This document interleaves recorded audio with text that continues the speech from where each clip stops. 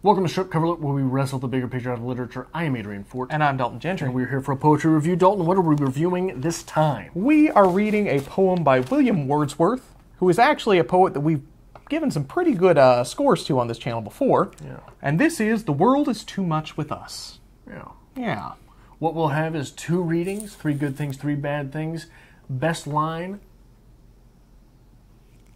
full literary analysis, rating, and recommendation based on the text by William Wordsworth. Hit us up, Dalton. The world is too much with us. The world is too much with us, late and soon. Getting and spending, we lay waste our powers. Little we see in nature that is ours. We have given our hearts away, a sordid boon. This sea that bears her bosom to the moon, the winds that will be howling at all hours, are up gathered now like sleeping flowers. For this, for everything, we are out of tune. It moves us not. Great God, I'd rather be a pagan suckled in the creed outworn, so might I, standing on this pleasant lay, have glimpses that would make me less forlorn, have sight of Proteus rising from the sea, or hear old Triton blow his wreathed horn. The world is too much with us, late and soon. Getting and spending, we lay waste our powers. Little we see in nature that is ours. We have given our hearts away, a sordid boon. This sea that bears her bosom to the moon, the winds that will be howling at all hours, are upgathered now like sleeping flowers. For this, for everything, we are out of tune. It moves not, great God. I would rather be a pagan suckled in a creed outworn, so might I, standing on this pleasant lay, have glimpses that would make me less forlorn. Have sight of Proteus rising from the sea, or hear old Triton blow his wreathed horn. 3 good things. What do you got? 3 good things. I assume you picked this poem for me because I put good thing number 1, this is Ode to a Hipster. Yeah. And I enjoyed it. Number 2, this is a subtle nod to 2 poets who are very near to Wordsworth. I'll get into that a little bit. Okay. And number 3, sometimes there is a great beauty in complete simplicity. Adrian? That first line has a complexity and similarity that pops up sometimes in literature that is ghostly in effect, as if now that clause is dead, and seeing it again, we cannot look away. Okay. 2, speaking of ghosts, I think this may have been an early example of what Derrida calls hauntology, which is often sort of summarized as the vague notion that the future has been canceled. Okay. And 3, I enjoy intertextual references. 3 bad things. What do you got? 3 bad things. The rhyming pattern here is a bit worn, seems a little campy at times. Number 2, there's not a lot to dig through here. It's pretty cut and dry again. Unless you want to get into number 3, some knowledge of mythology might be needed to get in further to this. My 3 bad things. Number 1, hey Bill, your Christian bias is dangling. Number 2, I can only read 1 Wordsworth at a time because it is so wet and dripping with romanticism. Okay. And number 3, this does not read as immediate because it is all preach. Right? All right.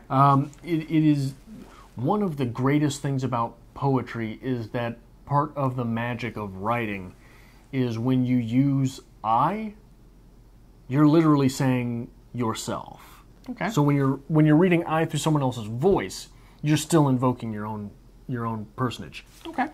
Do you have a favorite line from this? The world is too much with us, late and soon.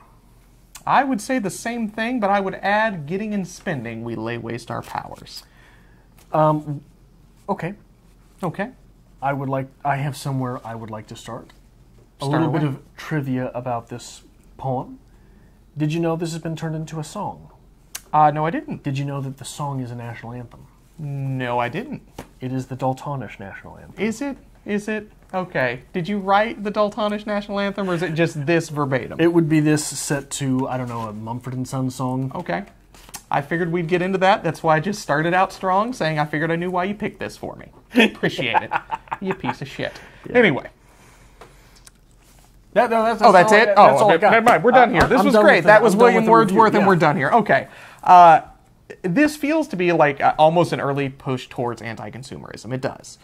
This is the getting back to nature, take appreciation for things that you have rather than... Yes? Yeah. Okay, you I'm had that very following along. concern, like, absolutely not, Dalton, shut the hell up. Wordsworth is claiming I that could we... always go for a little bit of shut the hell up, Dalton. The man's claiming that we often forget the beauty of the natural world in order to buy and spend our way into happiness. And that to get away from that is self-destructive to a point. There's a lot going on with mythology here that I think we could talk about a little bit as well, but that seems to be the baseline what this is about. We are removed Summation. from nature. Yes. But I think one little thing that could and should be added on to that is it seems to be an argument for nowness. Okay. Being present. Live in the now. Yeah. Okay. Being removed from nature, we are removed from the present. Okay. It seems to be an argument for that. Perhaps I'm wrong. Maybe I'm picking up on something that is not there. Interesting. So this here, when looking at a writer's stance here, I got a little bit of trivia here as well, because I have the giant Norton anthology here that gave me a little tidbit here. Do you know this is a nod to two authors that Wordsworth held dear? I did not. Okay. Proteus is an old man of the sea who in the Odyssey could assume a variety of shapes. The description of Proteus echoes Paradise Lost, and that of Triton echoes Spenser's Colin Clout's Come Home Again. Milton and Spenser are two English poets whom Wordsworth most closely allied himself.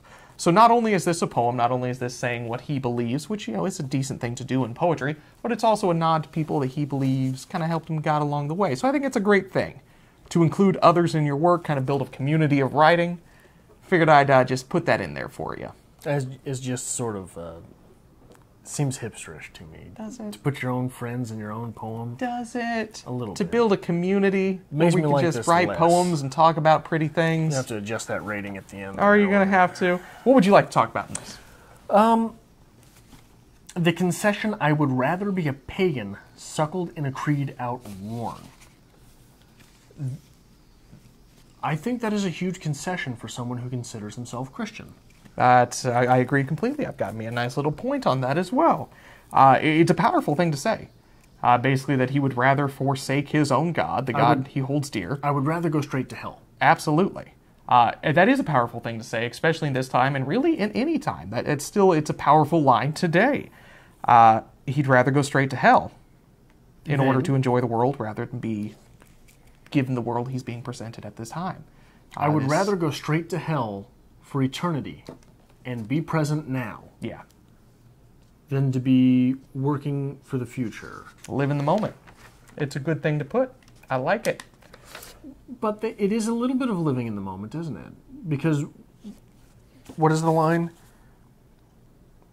Getting and spending. We waylaced our powers. It seems But like... spending in consumerism is not being present. No. I believe more so than anything he's saying that you have to live in the moment of the natural world. You've got to appreciate the beauty around you and instead of trying to buy your way into happiness. It's very anti-consumerist at a time that would be a new idea, I'd think. Well, it would also be an argument for the fact that natural moments are more real than consumer moments, than city moments, because what we're doing there by laying waste our powers by spending is we think buying something's going to bring us happiness. Yes. But that moment of buying, it's very quickly gone. It's fleeting. It's really enjoying the experience rather than the thing. Don't go out and buy the thing that'll make you happy. Go out and have the experience that in turn will make you happier. So again, I'm all about this. I think it's wonderful. Are you, though? I enjoy it. I do. I think it's wonderful. A fool and his money are soon parted, aren't they? They are. They are. I enjoy spending my money. You do enjoy spending money. I do enjoy spending my money. How often do you go to the boats?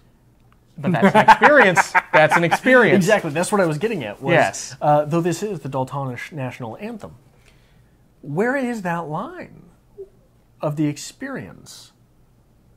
Okay. So does it have to be in nature?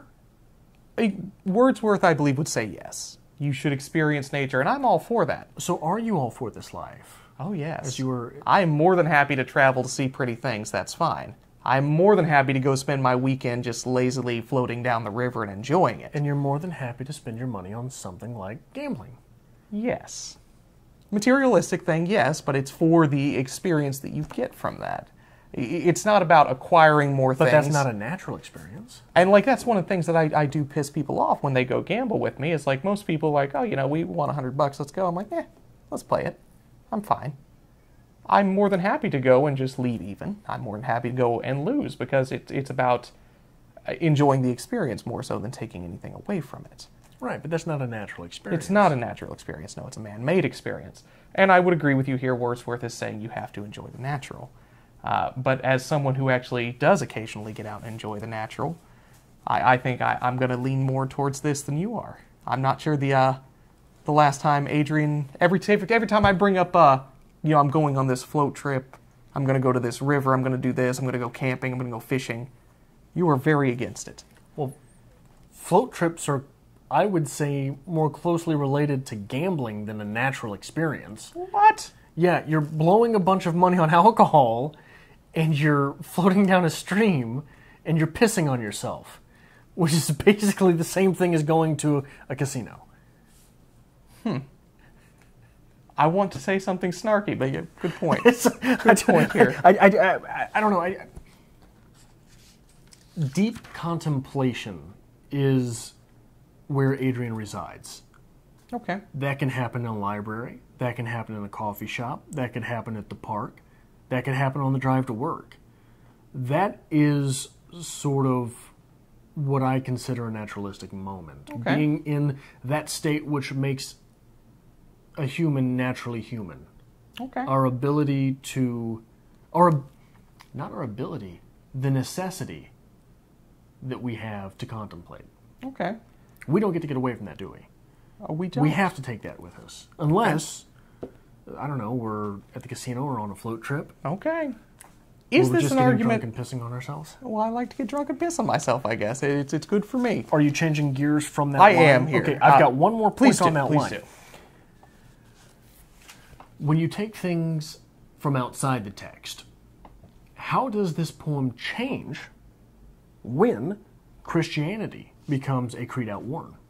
Well played. That was the next point I was segueing into, is a little bit of Christianity versus atheism. Then you weren't changing, or you changing. I was gears going from to a that different line? part, from Okay, a different line. okay. Yes, absolutely. But anyway, your point, please carry on. Is there something to be taken there when, so he says, I would rather be, where's the line?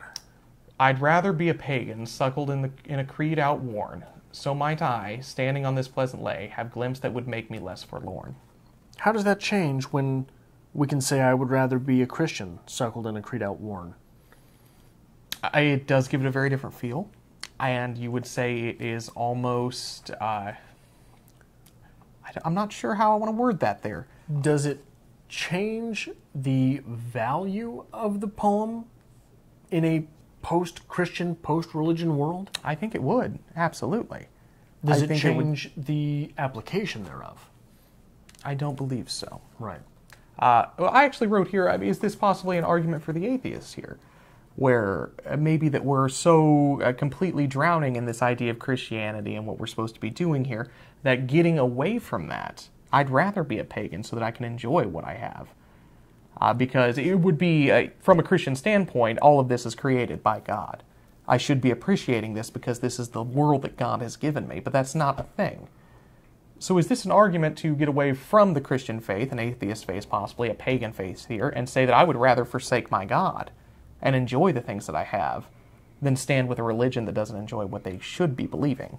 Well, I think what's going on there is he's saying I would rather forsake the name of God to enjoy what God has created, because the Romantic movement is a movement mired in the understanding that the city life, industrialization, things like that are ruining the naturalistic world. Okay. And I will say, though, that is a great line. That is a great emotional outburst in this poem, which up until that point has been pretty melancholy, pretty relaxed.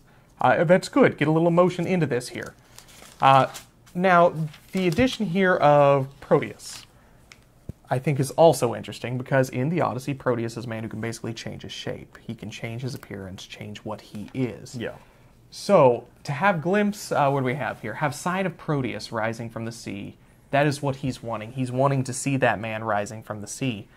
But are we all a little bit Proteus here?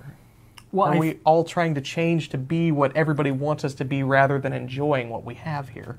I think that's a double-edged sword in this poem. Okay. Because what you have is you have everyone changing what they are. They're saying they're Christian, but they're partaking in this very materialistic world.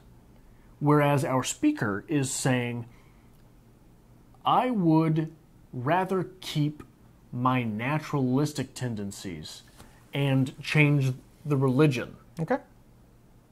If this is what you're saying is Christianity, right? So I think that what it is it prompts us into an interpretation of what Proteus are we talking about. Okay. Are we talking about everyone else who is morphing their religion to their wants and needs? Or are we talking about someone who is willing to morph what he calls himself in order that the tenets of his religion remain the same? Okay. I think either way, it is a clever addition that really adds to this poem here, because it does make you think in that aspect. Anything else you'd like to speak about here? That line... Boy, I'm bad at finding lines. The sea that bears her bosom to the moon. My God, Wordsworth. Getting all hot and bothered sticky there, you know? Do you know the Greek god of the moon? Not off the top of my head, no. Selene. Okay. So, if we're going with Greek gods, the sea is Poseidon, which is masculine. Interesting. Does a man bear his bosom to a woman? You would not see that typically written that way, no. What about a woman bearing her bosom to a woman? Possibly, perhaps. Or are we casting the moon as masculine? It's pretty rare that you see the moon as masculine. Yeah, it's very rare to see the moon cast as masculine. Okay. So it is interesting here to just play with that idea. I don't know that Wordsworth means anything with it. I think that it is a one-sided metaphor there, casting the sea as feminine, not necessarily casting any gender to the moon. Okay. But it is interesting to play with, is it not? It is. Any time that you take any typically seen as masculine role, typically seen as feminine, and flip them, you always get a good dialogue out of that. It changes the pace of things, makes you think a bit. I did not catch that, though, but that is an interesting idea there. Is the way this reads, it would be casting the sea as feminine to the masculine moon. Yeah. Which I'm not sure what I could pull from that in the 10 seconds that I've just thought about it, but it's definitely something that is... So little phrases like that don't have to change a poem, don't have to change an interpretation of a poem. But I think that they are still worth having when discussing a poem, when thinking about a poem on your own. Something that doesn't necessarily change the interpretation at all, but it does give you something with which to play. The one thing that it often makes me think of is when the Old Testament prohibits homosexuality. It says that a man shall not lay with another man as he lays with a woman. Okay. It doesn't say anything about lesbianism. Okay. At least not that I mean, it's possible it's in there and I've missed it. All right. But that phrase itself, a man shall not lay with another man as he lays with a woman, says nothing about lesbians. Which means one of two things. It means that A, any type of homosexuality in the society is looked down on. So women who did not write the Bible, did not write the Old Testament, it is very man-made. Women kept it under wraps.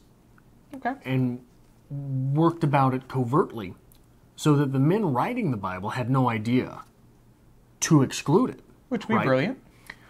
Or two, lesbians were around, but that was totally cool. Interesting. Right? That's a good way to think about that. It has to mean one of those two things. Yes. And that then goes back to just like how you word things and how you incorporate things into your text here. So that is an interesting line about the sea there. And like I'm not sure, given the interpretation that I had of this poem, what I could pull from that, but I think that would change the reading very much if you looked at it through that light. If you decided to include that in your interpretation. Absolutely. Here, and that's the glorious thing about interpretation. Come up with about anything you want on this. Adrian, do you have anything else with this poem here? I do not. Okay. So William Wordsworth. Just a question real quick, though. If you were to set this to a Mumford & Sons song, which song do you think you would do? Again, William Wordsworth. The world Father is too and much Son, with us. Is that one? No, but like it probably is. That sounds like something they'd write. Or The Only Son, something like that. It's on their first one. Okay. We'll get into some Mumford & Sons conversation. I think I heard it in your car one time. I'm sure you did. I keep it on loop. What would you rate this poem? So I talked about Jacques Derrida earlier. Okay. I would give this 83 Jacques the Monkeys out of 100. I think I like this more than you. I gave it 88 hipsters. Oh, I'm sure you like this a lot. 88 hipsters, and you're going to love what I recommended. What do you recommend? I would recommend To a Skylark by Percy Shelley. I can't Because stand this that poem. mirrors that poem. It really does. I would recommend... I know I try to stay away from recommending another work by the same author. Fair. But I Wandered Lonely as a Cloud, I think, is one that... Yeah. And that's something we did highly rate on this program. Yeah, I really like that poem. But I think that it's something that definitely might not help with an interpretation on this poem, but definitely helps with reading the author, I think. That works for me. Yeah. You want to close us out here? If you enjoy poetry on BookTube, maybe consider giving this a like, as it really helps us out on the channel. If you were here for the first time, welcome. We yell at each other often. And maybe hit the subscribe button. And if you would like to help us make more content here on Strip Cover Lit, there is a link to our Patreon, as always, to be found in the description below.